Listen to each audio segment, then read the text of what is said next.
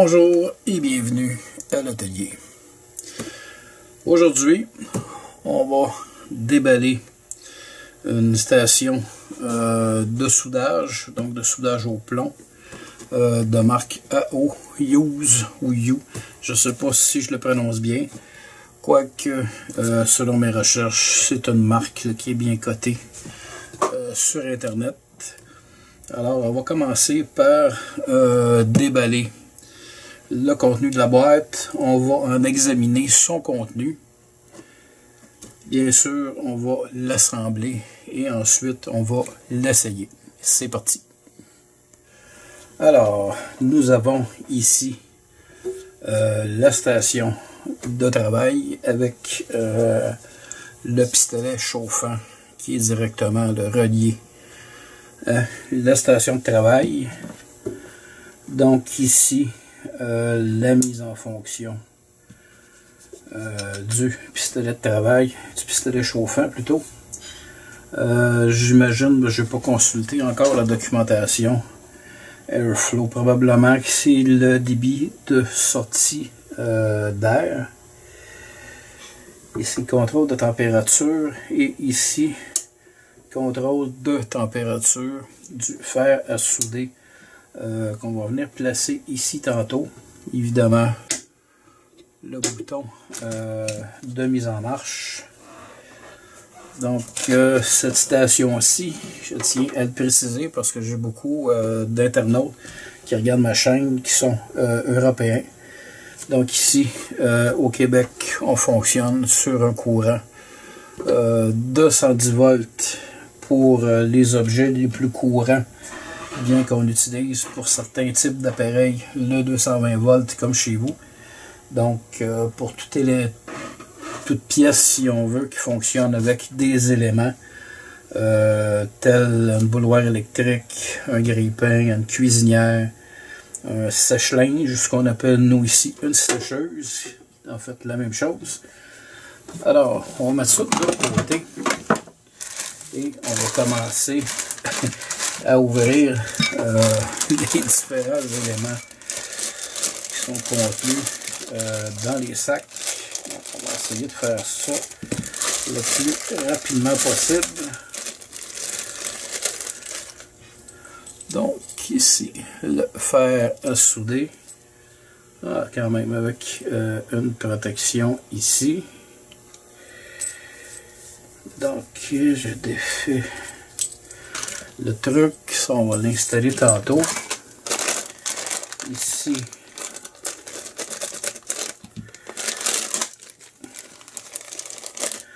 on a le support du fer à souder.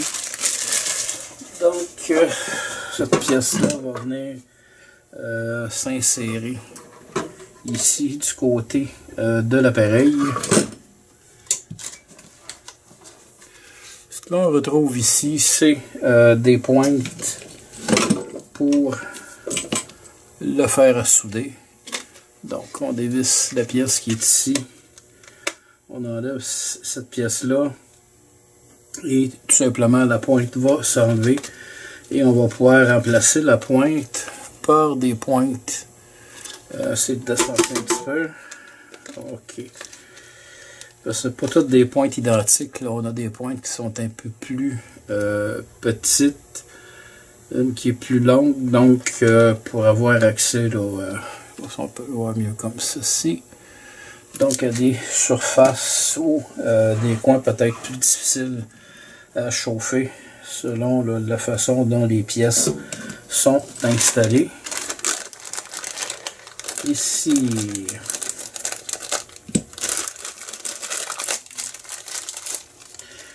ok, ça sauf erreur, c'est le support pour c'est ça, pour l'espèce de pistolet chauffant. Je dois vérifier. Ouais, je pense qu'on va s'installer de l'autre côté. C'est ça, comme ceci. Ensuite, ça, je dois avouer que j'ai dû regarder sur Internet parce que cette pièce-ci, c'est vraiment pas évident. Si vous avez déjà vu un truc du genre avec un autre support, c'est en fait utilisable, je pense, avec le pistolet chauffant pour retirer des espèces de circuits là, intégrés, genre de petites résistances céramiques par exemple, qui sont là, collés sur la carte du circuit. On va chauffer et à l'aide de cet outil-là, on va tout simplement retirer la pièce. Pas que j'ai jamais utilisé là, ce type d'outil-là. Et malheureusement, j'en ferai pas là, la démonstration aujourd'hui parce que j'ai pas. C'est ça. J'ai pas de circuit imprimé à ma disposition en ce moment. Avec la COVID, ça ralentit beaucoup les choses. Donc, on poursuit notre déballage. Et ici, on va quand même sortir ça de là. On a ici des embouts sur ferreur qui vont venir s'ajuster, c'est ça, sur le pistolet chauffant. Donc on vient serrer la vis.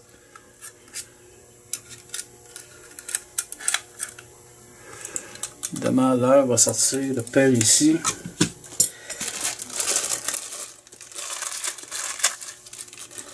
Donc des embouts de différentes grosseurs.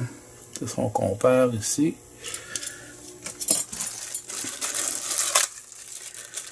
Il y a également un autre support, je ne sais pas trop à quoi ça va servir.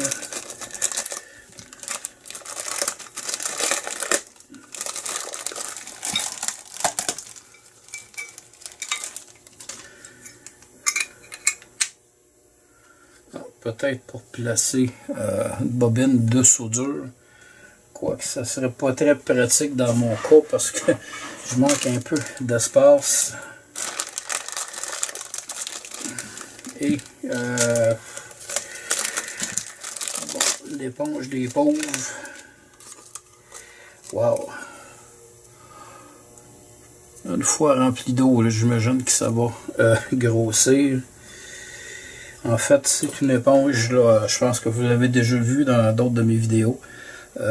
Pour nettoyer l'embout de mon fer à souder, je vais tout simplement venir le frotter sur une aiguille, une éponge, pardon, imbibée d'eau. Et je préfère cette méthode-là à celle-ci, qui consiste à entrer la pointe du fer à souder et à le nettoyer là, avec une espèce de tampon à récurer. C'est plus ou moins efficace, ça fait le travail, sauf que ça use la pointe prématurément. Alors je préfère travailler avec l'éponge et l'eau plutôt que le tampon à récurer. Alors je commence l'assemblage et ensuite on procède aux essais. Donc l'appareil est assemblé. Évidemment, là, je ne vais pas installer l'espèce de support sur le côté, étant donné que sur ma table de travail, il n'y a pas beaucoup d'espace.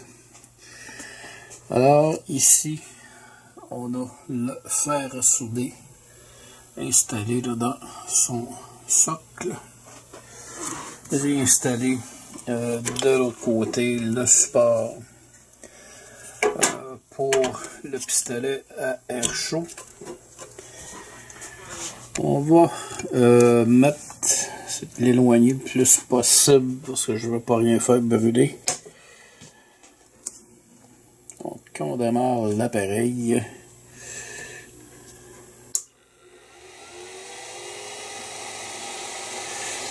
Là j'ai vérifié, c'est fait 2 petites secondes. Vous voyez que l'appareil est fermé actuellement et le pistolet chaud fonctionne encore, mais lorsque la température va descendre assez basse, il va s'éteindre de lui-même.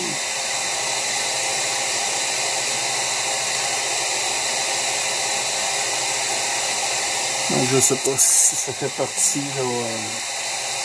d'une fonction de sécurité avant d'arrêter le ventilateur. Mais ce qui est clair, c'est que ça va se fermer. J'ai lu dans le manuel que, de toute façon, je vais devoir traduire parce qu'il y a des choses qui ne sont pas claires.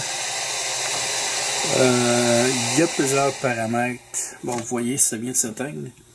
Il y a plusieurs paramètres qui sont ajustables au niveau de cet appareil-là. Donc, ça s'ajuste avec les boutons, comme par exemple, on peut choisir la durée de temps. Par exemple, mon pistolet à air chaud, je peux le mettre en fonction. Disons que je le mets en fonction à 200 degrés. Et je peux paramétrer la période de chauffage située entre 1 minute à 60 minutes. Donc, une fois la limite programmée est atteinte, le pistolet va de lui-même se mettre en mode arrêt. Idem pour le fer à souder. C'est peut-être un truc que je pourrais présenter dans une autre vidéo.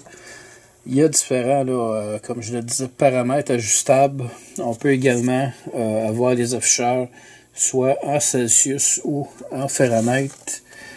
Donc, je n'ai pas trouvé encore dans le manuel comment l'ajuster, mais je sais que ça s'ajuste. Alors, ça fera évidemment l'objet fort possiblement d'une autre vidéo. Au niveau là, du pistolet à air chaud, je n'ai pas de circuit électronique sur lequel je peux travailler avec en ce moment, mais on va l'essayer pour autre chose. Je vais démarrer le fer à souder. Donc c'est un fer qui fonctionne à 60 watts et sauf erreur, j'ai vu tantôt, je pense que la température là, se joue entre 200 et près de 400 degrés. On va laisser le temps au fer à souder de chauffer. Je vais te faire une petite démonstration. À l'arrière de l'appareil, je ne sais pas si on peut mettre le feuillet ici. Il y a un fusible qui est installé là. Donc, si jamais il y aurait un court-circuit, le fusible peut se changer. À première vue, lorsqu'il y a des prises comme ça, ce sont des types de fusibles là, dans des espèces de tubes de verre. Alors, il suffit de dévisser le truc, sortir le fusible et le remplacer par un nouveau. On peut voir ici là,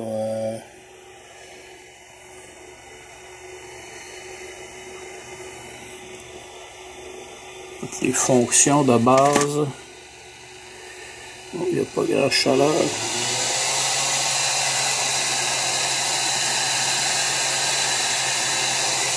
Il n'y a pas grand chaleur qui sort de là. On va monter ça un peu. Là, évidemment, il faut que je le tienne un peu loin là, des outils de l'établi.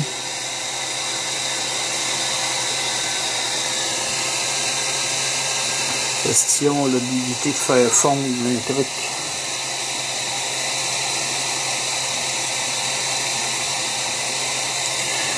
Donc on l'a chauffé un peu et je reviens. Donc ici, je vais préparer mon fil, un encensoir, un peu de soudure. Donc je vais mettre un peu de pâte, nettoyer le métal. 495 degrés Celsius.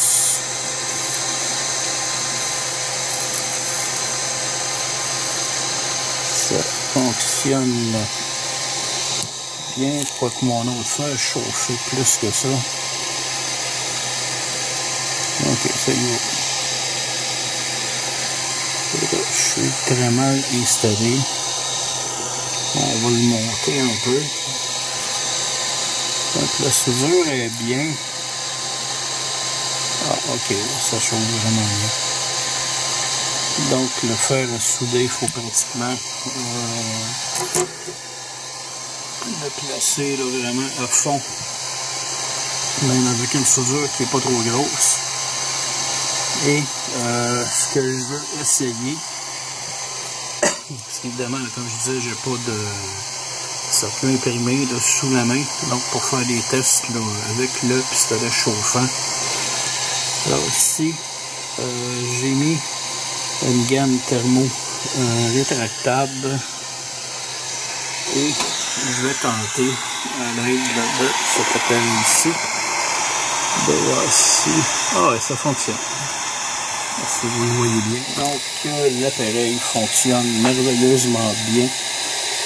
Et ce qui va me rester à faire, c'est vraiment de décortiquer le manuel pour en comprendre le fonctionnement au niveau des paramètres de l'appareil.